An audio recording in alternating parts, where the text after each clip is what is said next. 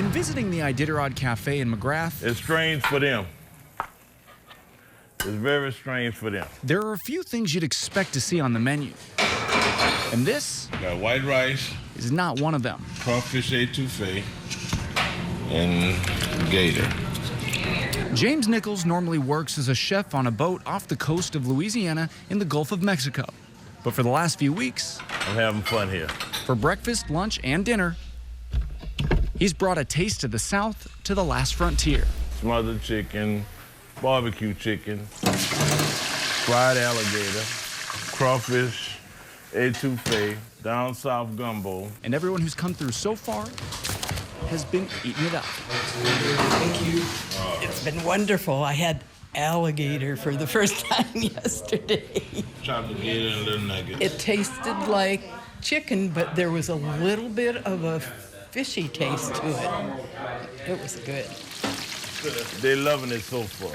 They are coming through fast and ordering it, so I love the way the people come here and how they acting about it. And while salmon, caribou, and moose remain a staple of the Alaskan diet, here in McGrath, for at least a little while, Fried gator. it's all about the gator and crawfish. Hi! For roughly the next 5 days, when you walk into the Unalakleet checkpoint headquarters, there are two things you're gonna smell: sourdough pancakes and the sweet smell of bacon. I mean, bacon's good anyway. All the mushers like it. It's a meat, it's high fat, keeps them going a little bit. But to make your sourdough, you need a crispy edge, and you get a little bit of that flavor in there.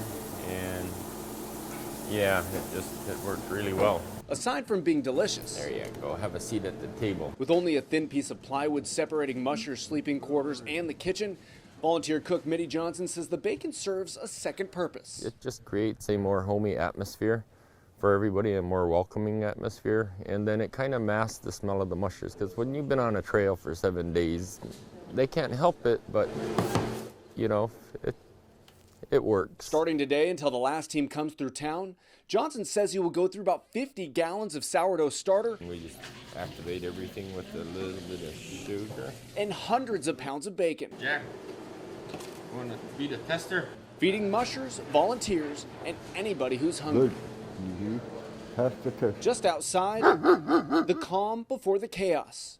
Team supplies have been lined up and volunteers continue unloading mushers on lighter kicking sleds that have been sent up to deal with the harder packed trail from Unalakleet to Nome.